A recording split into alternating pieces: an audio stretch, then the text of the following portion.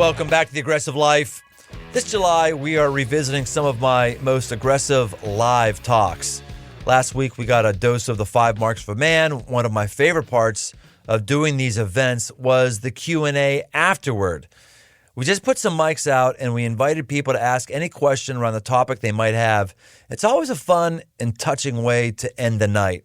Today, we're going to replay some of the crowd Q&A from a few 5 Marks of a Man events around the Cincinnati area. I think these questions and answers will push you forward. And for the privacy of the question askers, some of their names have been removed. Are you ready? Here we go.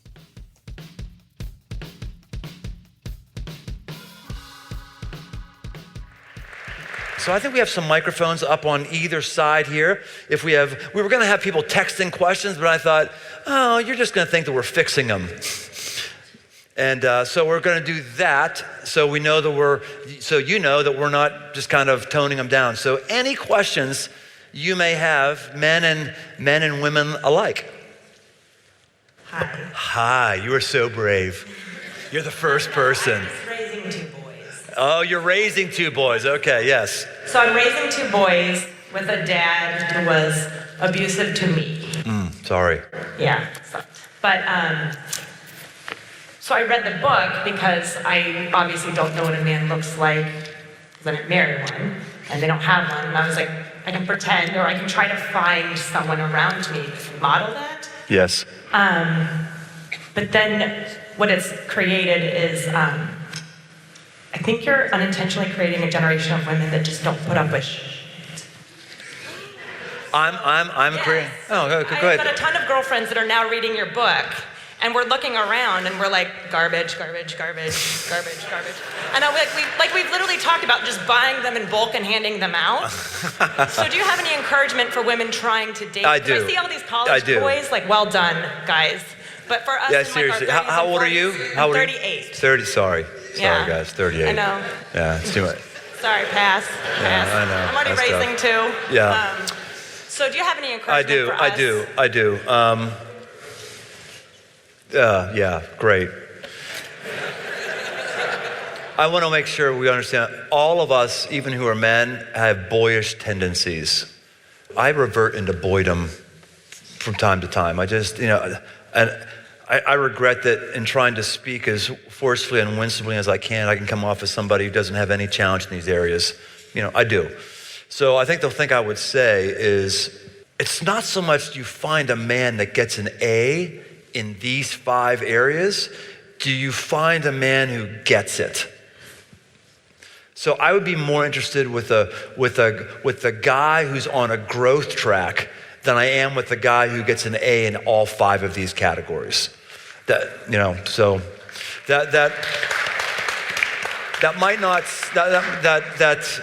that's what I would say to that. If you can find one that gets an A in all these categories, great. But you're gonna have to live with some level of growth required. And so do men need that with women. And I think you were great too. I'll just piggyback to one more thing. Find a father figure. Find a father figure. I had a father figure came to Cincinnati. His name was Gil Hopkins. He died, and I wept like a baby about 10 years ago when he died because he was a father figure who told me that he was pleased with me. And so just do whatever you can to get your sons around older people in different environments that could rub off on them. It'd be great. Yeah. Hey, Ryan, thank you for tonight. I think you've done a great job of charging us to leave this place wanting to be men and to walk in that. But what would you say to some of us maybe that are realizing we've been boys in some ways and feeling some shame? What would you say to us in that? Yeah, this is an aspirational talk as opposed to getting over the things that we've made mistakes on. And the good news is, from my belief, the good news is there's a God who gives forgiveness and doesn't hold it against us. That's a great thing. When I tell my son very regularly right now, because I would want to hear it right now. He's 27, 25, and I still say, hey, Jake, you know what? His sister's 27, so I'm not that bad. But I say, hey, Jake, I'm proud of you. I'm really proud of you. And he does things that are mistakes, like I do things that are mistakes. I get that from God. God does not wait for you to be perfect to say, hey, I'm thankful for you and I love you. So God gets over our stuff way before we do. So no matter what mistakes we've made, no matter what kind of boyish things we've done, God wants to move on, and you need to give yourself the grace to move on. Don't be harder on yourself than God is. Because God gives people second chances, and you need to give yourself a second chance. Right here. Hi, Brian. Hi. So for me, unfortunately, when I was 10, my dad passed away. So all my life, a father figure wasn't really there. My stepdad was there, but it wasn't really great. So my question is, at 23, where do you think I should, or people in my situation should look for a father figure? To cry the heart, brother. I feel for you. It doesn't go away. It just doesn't go away. Our culture would tell us that dads are disposable, or you don't need them when you're 18. No, it's a void. It's a void. Never goes. So I'm sorry for you. I heard for you. I think father figures are like eagles. They're not. Boys are like pigeons. They're always all over the place, you know. But finding an eagle is a rare thing. So the best thing to do is put yourself in a place where eagles frequent. They don't frequent bars at 1 o'clock in the morning. They don't. There's a lot of things they don't do. They oftentimes, not all the time, oftentimes come to places like this in a church. I'd go find a good church, and I'd go see where older men may hang out and where they may be. If wherever you work, I would just see who at work do I respect, and then I would just, you never go up to a guy and say, hey, I'm looking for a father figure. Could you do that for me? You don't do that. You say, hey, I've got some questions to run off. We'll have a beer somewhere, and maybe you strike up a friendship with an older male, and what do you know? He's actually a father figure, but he may have never known that in the front end. So that's what I have to say about that. Mm-hmm. Yeah. Hey, Brian. Hey. So being 16, I'm around boys, both in the figurative and literal sense, almost every day. What's some things that you could recommend to encourage these 5 marks of a man in the people around us? First thing I would say is, do not feel like you need to abandon your friends. Do not feel like, oh no, I can't be around. No. Men are okay being around people who have different values than them. I have friends who have far different values than I do. I'm okay with that. I would just make sure you realize that you're there to influence them. They're not there to influence you. And so you have to make it kind of a vision for your life. Okay, I'm going to go out with these guys tonight. And for me, when I was 16, one of the things I had to do when I got out of, when I realized I'm going the wrong path here and I started shifting, was I had to change my drinking habits. And I decided I'm going to go to these parties, and I'm going to put apple juice in my red Solo cup. I'll fill it up to proceed to party is what I'll do. That was long before Toby Keith. But I did that because I still wanted to be around the friends and potentially influence them. So just make sure you have your head screwed on straight. Make sure you recognize that you're the man, and don't let the boys influence you. I used to say to my kids when they were growing up, I would tell them, I wouldn't say this to your friends, but I would say to them, hey, Daddy always wins. You'll never beat me. If you're gonna cry and no, you will never outwhine me. Daddy always wins. I had to recognize that I'm gonna out-endure you, and you gotta out-endure your friends in that, hopefully for their blessing.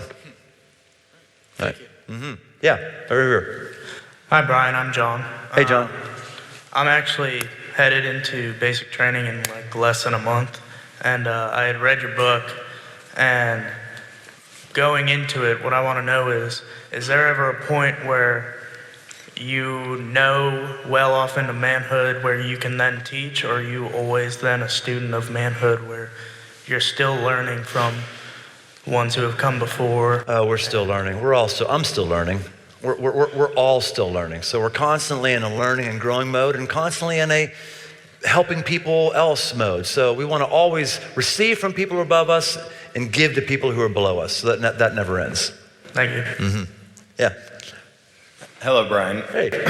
So I'm 33 years old, and I am a man who in the past has done boyish activities sexually, and I've ever since then have made a commitment to never do that again because of the actual book that you gave us about reminding ourselves that we are there for their future, not to just think small picture, but just to go on forward from that. Yes. But as you just mentioned tonight, there are instances where women will tell you to man up to fill the void in their heart because man has, or a father has hurt them in the past. And I have actually come across that quite a few times in relationships in the past where they have said, man up and just have sex with me, and I won't do that. But I wonder if there is a way to help someone through that pain or not.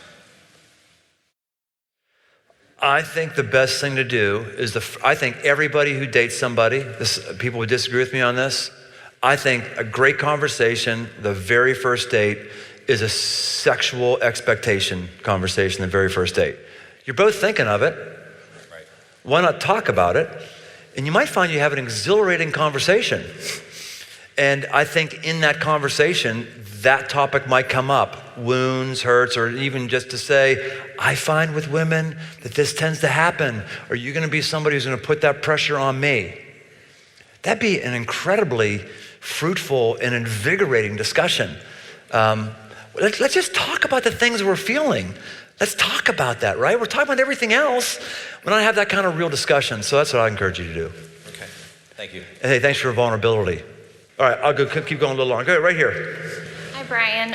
Thank you for what you're doing. My name's Jen, and I'm asking a question from a mother's perspective. I have 3 children, and I have one son who just turned 15. And as a son yourself and a man, what advice could you give me as his mom to say, go be a man? All right. Is your husband in the house? I was remarried. Remarried? So, yes. Okay. I've not seen your house. I don't know how you function. I have not seen your son. I have not seen you. I'll just kind of wax general principles, and then you can do with it what you want if it applies to you or not, okay? I think the biggest thing I would say to moms especially is let your young boys take risks that will hurt themselves. They did a study, fascinating study of what mass murderers had in common. You know, the one thing that all mass murderers have in common is they had an absence of rough play when they were children. And the theory is that when you're wrestling around or doing things and you get hit in the jaw accidentally, you feel pain, like, ooh, ow, that hurts. But a young male that never feels pain never develops empathy for what it feels like for somebody else, so they can inflict great pain on others. So I would say, allow your boys to do things that could bring them pain. Don't make them wear a helmet when they're on their tricycle in the garage. I'm dead serious about that. Let them do rope swings. They'll survive. My son and his buddy were on a rope swing behind our house, and the buddy lacerated his liver, and he's just fine today. He's fine. He did. I think it's really important. In fact, with kids in general, I'd say to all of us, like, I'll talk about minority position for a moment. Like, I was crucified by my parenting techniques when I was doing my kids, because I had a long-term vision for them. I mean, people hated me, my peers. One example, I was at a Reds game, and my kids, I think Lena was 7 and Jake was 5, and I was like hungry. So I said, hey, here's $10. Would you guys go down this aisle, and there's a stand over there, and get me a hot dog and Coke. And they're like, yeah, take it. So they took off, just a 7-year-old and the 5-year-old, just like took off, like outside of my view. I wasn't with them, like gone. And then like 10, 15 minutes later, they came back with this Coke and this hot dog, and I swear they grew 3 inches, each one of them. Because they went out in fear, right? I pushed them into an uncomfortable place, but they grew in confidence. You've got to you got to be willing to push your sons, especially into an uncomfortable place. It helps them to build confidence. So that's one thing I'd say. Thank you very much. All right, you're welcome. Yeah. Hi, I'm Faith, and this is really loud, right? Yeah, you're good. So, I used to work with a lot of young ladies, college age, and there's no way that they're all having daddy issues. So I'm thinking that sex, right about now, is an extracurricular activity, like instead of bowling or watching a movie. So what do you say to them about sex being like just for fun, just because? Yeah, well, for sure. For sure, not everyone who's sexually active had an awful father figure. So thank you for helping me clarify that. Absolutely. So what would I say for those of us who are doing it that's just fun, it's for pleasure? I think it's part of your worldview, how you view it in the world. So if you believe that life is here to give you pleasure, and this is the thing that gives you pleasure, there's no reason for you to not do it at all. Because it's just pleasure. I like ice cream, I like sex. But sex is a transcendent thing. When a man inserts his penis into a vagina,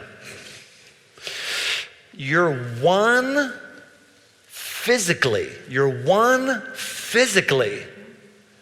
And this mirrors that for a moment in time, you are one spiritually as well. You're one spiritually. In fact, every time you have sex with someone, it's like another stitch is in your heart with that person. And when you separate from that person, you leave a piece of yourself behind. So I think that there are emotional and there are spiritual consequences to having sex simply for pleasure that I'd encourage us to think long-term on. At least that's from my worldview. I feel you. Good. I mean, not, but yeah. Thank you, though. Thank you. All right. I would say, though, guys, I will stand on this one. If a woman tells you to man up, I'm promising you that one has daddy issues. Others may for sure, but absolutely that one. Yes. Hey, Brian. Neil. Hey, Neil. So quick two-part question. One, sports obviously and teams would be great training grounds for working on all these marks. And so the first part of the question is are the people that you know who are working on sort of applications in that context? Are you connecting with FCA or other folks to talk about how to deliver marks of men in team context? Yes, I have connected with FCA, and I actually did a podcast with the Fellowship of Christian Athletes. Yeah. Yes, and then definitely. The second, what would you identify as other training grounds where boys trying to be men or aspiring to be men could work on these marks? Because sports teams obviously would be a great one, but there's got to be, for non-athletes, some other training grounds. Great point. Yeah, again, I'm excited to come against this stereotypical masculine stuff. You do not have to have great hand-eye coordination to be a man.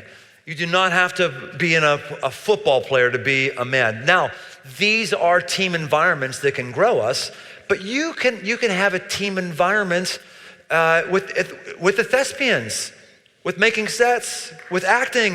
It forces you to work with other people. You can be in a team environment in Cub Scouts and for Girl Scouts, all these things. So it doesn't have to be sports, but the more you can get around people where they need you and you need them, the better off you're gonna be, because life is about team. It's about team. The people who make the most money learn how to play well with others.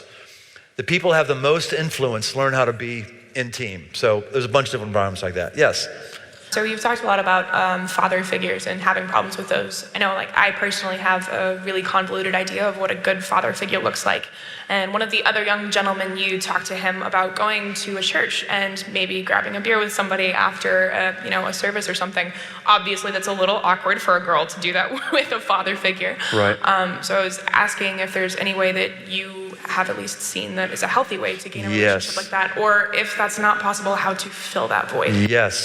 Yes, my recommendation is instead of looking for a father figure, look for a healthy family that you can tag into from now and then. There's a lot of families that are functioning families and have a father in it that would love to have somebody over once a week for dinner.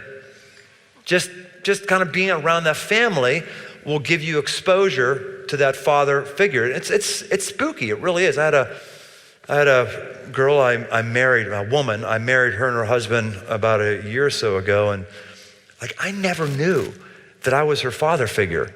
Her father had a drug issue and was out of her life, and she was over at our house a lot, and I was the guy who was going up to the park when she was busted by having her pants off in a car with her boyfriend. The cops were there, and I was the one who had to go up and like clean the whole thing up. Like stupid me, I never occurred like I was her father figure. And then she told me that like a decade later. I was like, oh, I didn't need to even know that. But she was looking to me sort of as a rudder in her life. And I wish I would have known, because I would have probably been a lot better to her. But I'd say, look for a family that's somewhat healthy, and just see if you can glob onto it. Thank you. Yeah. So I don't have a close relationship with my father. We always say I love you, but it sounds more of a routine.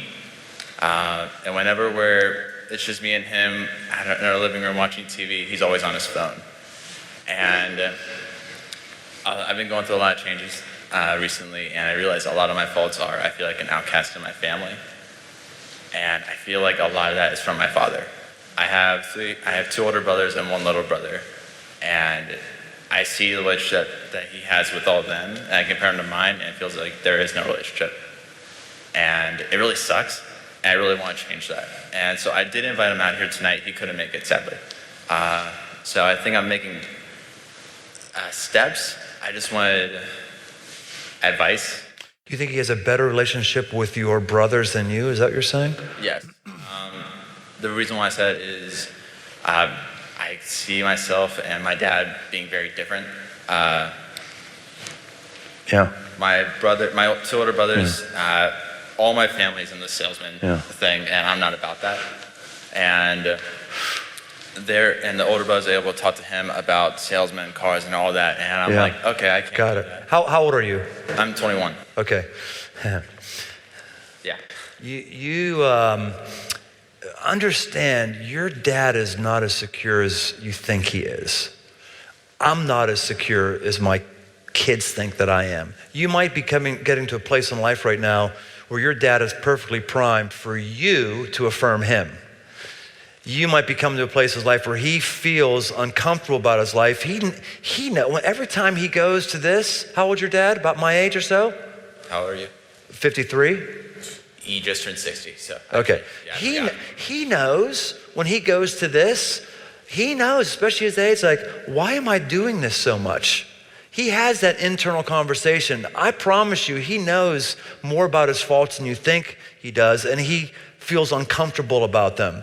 He probably feels a level of being trapped. He probably feels a level of not being able to break out of whatever is there. And when my kids say something affirming to me, it means the world. You might need to do some reverse mentoring with your dad before you get something from him. You might want to be the one that goes out of your way and says, hey, Dad, I just want you to know that I'm thankful for the opportunities that you gave me. And just lifts them. I'm thankful for the food you put in my life. I'm thankful for the push you gave in life. And I just want to tell you, I'm thankful for you. Period. You might find that starts opening up a line of communication instead of waiting for him someday to have some emotional breakthrough where he pours on you all that you want to hear from him. It's a bummer you're not getting that. I hurt for you. I'm in your fraternity. I am. But you might be in a position where you can actually bless your dad before he blesses you. Hey man, you're a man. You're a man now. Come on, you are. Dude, you're a man. You are a man, and there's nothing that says that you have to be the recipient, passive person waiting for it to come to you. No, bless him. Go and bless him. You're a man, brother. You're on the right track. You're going the right direction. Yes, you are.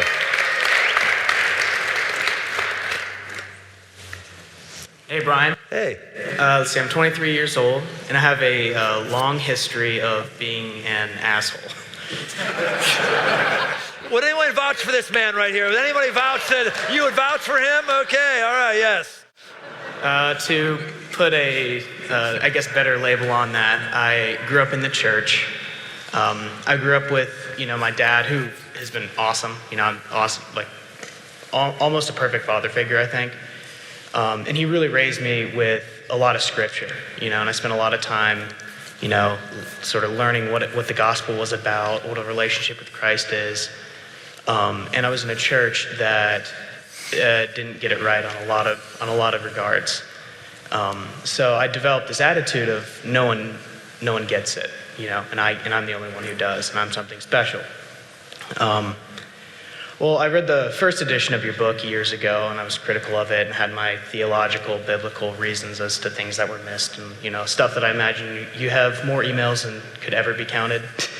Saying Especially when I give my email out to a whole room like this, yeah. I was actually surprised to hear you say that. Because 2 years ago, I'd be exactly the wrong person to tell that.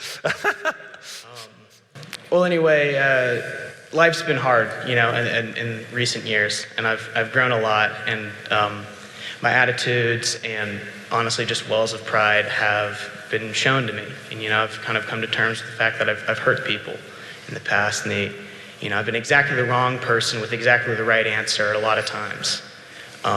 So to sort of cut this short, this church has been really awesome to me, and reading the second edition of your book, which said almost exactly the same stuff, just with more words here and there, and things changed. I really look up to you. And one of the biggest things that I saw in your book was have a vision. I think that's at the center of our relationship with Christ. And I think it's at the center of what motivates us to be the best men possible. Is how do we make sense of all the stuff that's happening in our life, and where are we going from here? So my question to you is, what's your vision? What do you see next coming? This church has already done amazing stuff, and what's next? Well, thanks for the kind words, and thanks for the confession of sorts. That's good. You're a good man to be able to be self-aware like that. That's great. And thanks for the encouragement. The thing about vision is it changes. It really does. Very few people at 22 are going to say, that's where I'm going. What you just need to know is I need to know far enough that it gives me reasons why I'm making the decision where I am here. And then when I get here, I'm like, I see that over there. So if you looked at my vision, it would be, I don't have a vision statement. If you do a vision statement, that's great. I've never found that to be helpful for me. A piece of paper that's on a wall has not been clear for me. I've wanted to see Cincinnati become flipped. Cincinnati to be known worldwide as a city where the purposes of God were changing the city. And that's part of why we've done so many different sites here in Cincinnati and still doing that and involved in CityLink Center. And I have a mentoring time I get with other leaders in government and business once a month where I interact with them because I want to build into the sort of infrastructure here in the city to affect the city. I still want that, but I also want to see a national movement that goes across the entire nation that links people who are lonely to one another, where people can have digital products that help them understand who Christ is and get linked in community. And I'm really drawn to that, along with, the family. I'm a huge family guy right now. I'm crazy about it. So I'm going to talk about it in about 3 weeks. So I'm coming into this era of being a patriarch, which sounds like a really weird, almost abusive term. But I feel that, like the number of people who look at me right now and say, hey, you're a father figure to me. I don't even know you. I had a woman come up to me at Crossroads Oakley a while ago and she said, I just want you to know that I come here every weekend and my daughters do, and she pointed to me over there. We sit right there in that front section, and we do that because my husband left me and he's left the faith, and my daughters come here because they look at you and you're their dad. And you're the symbol that there's a man that's not abandoning his faith and abandoning his family. I just want to tell you thank you for being that for my daughters. Listen, I was like, okay, I'm an awful father from afar, first of all. I'm an awful father that I'm never going to meet them at all at any level in that. But it's also like, wow, our society is so far down that that's the best those girls are going to do according to them. So there's something in the vision of doing this. That's why I'm here right now and why I was supposed to be signing books as of half an hour ago. And instead you guys were all sitting here like a butcher's dog waiting for another slab of meat. And I'm just, if anything, if I can impart anything as a father figure from afar, that's become part of my vision too. Thank you. Yeah, all right. All right, yeah, go ahead. What are we doing here? Yeah. The big man is coming to cut us off or tell me, like, oh, you're in charge. So what do you want to do? What do you want to do? Well, first off, I just want to thank you, Brian, for coming and talking to this community of folks. It means a ton. Just, you kind of touched on this earlier, and I've heard you say this before, but if you had to say there was a 6th mark of a man, you've talked about that aggressiveness. Yeah. Can you kind of end things with that? Yeah, I'll end with that. So if there's one thing that goes through those 5 marks, it's being aggressive. Aggressive. One thing that all boys have in common throughout those all 5 things, they're all passive. They let life happen to them. Whereas a man, he's aggressive. And the word aggressive has been co-opted as a completely negative word in our culture. Absolutely, if you're hurting someone with your aggression, that's really, really bad.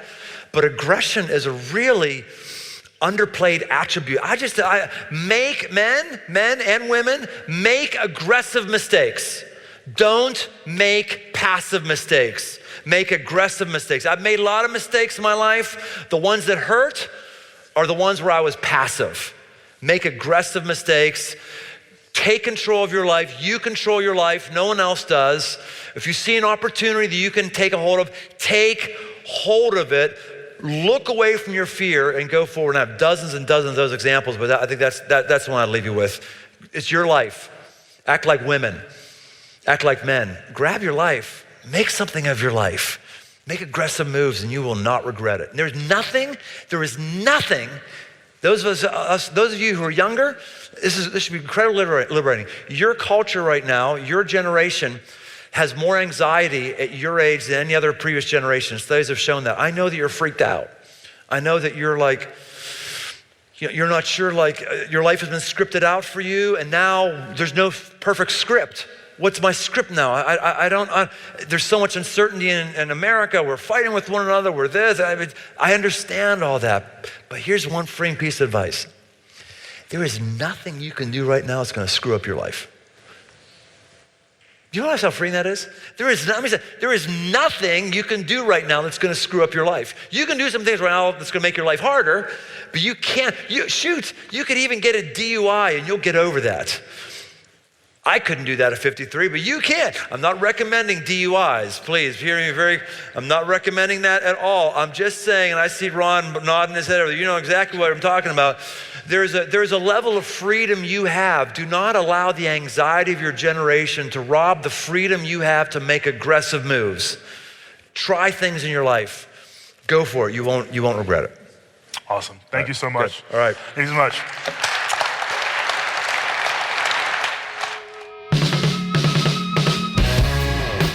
Hey, thanks for listening. For all things aggressive living, why don't you head over to briantome.com. Find my new book, Move, a guide to get up and go forward, as well as articles and much, much more. And no matter where you listen to podcasts, why don't you take a second and leave us a rating, leave us a review. It really, really helps us drive new listeners to the show. We want to help as many people as possible, just like we may have helped you. We want to help others. So why don't you help us out? And if you want to connect, find me on Instagram at Brian Tome. Aggressive Life with Brian Tome is a production of Crossroads Church, Cincinnati, Ohio.